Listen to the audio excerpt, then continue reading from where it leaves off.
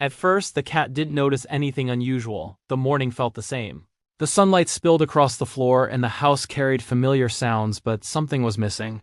The owner didn't call the cat's name, didn't bend down for the usual gentle touch, didn't smile when the cat walked past. Instead, she sat quietly, focused on her phone, her eyes never meeting the small figure waiting nearby. The cat approached cautiously, rubbing against her leg the way it always did, expecting the familiar response, but nothing came. Confused, the cat stepped back and tried again, this time meowing softly, a sound filled with expectation. Yet the owner remained still, silent, distant. The cat tilted its head, ears twitching, trying to understand what it had done wrong.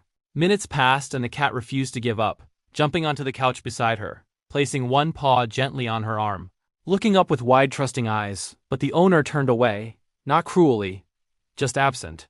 As if the cat wasn't there at all, the confusion slowly turned into worry. The cat's movements became slower, its tail no longer held high. It tried sitting in her lap, curling up the way it always did. But even then, the attention it craved never came. The house felt colder, quieter, heavier, as if something invisible had been taken away. The cat walked away briefly, only to return moments later, believing maybe it just needed to try harder.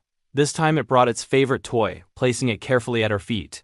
Waiting, watching, hoping, but the toy stayed untouched. The cat sat there for a long time, eyes fixed on the owner's face, searching for any sign of recognition. As hours passed, the cat stopped meowing altogether, choosing silence over rejection.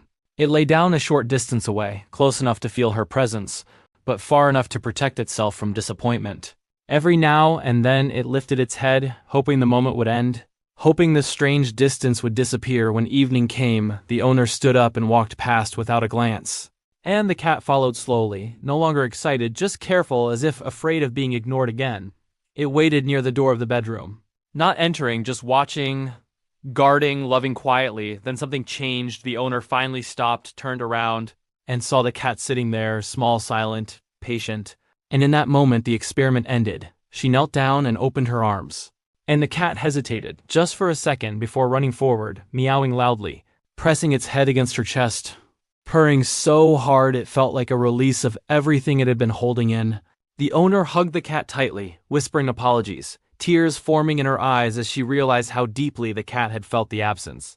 Not of presence, but of attention. The cat didn't pull away.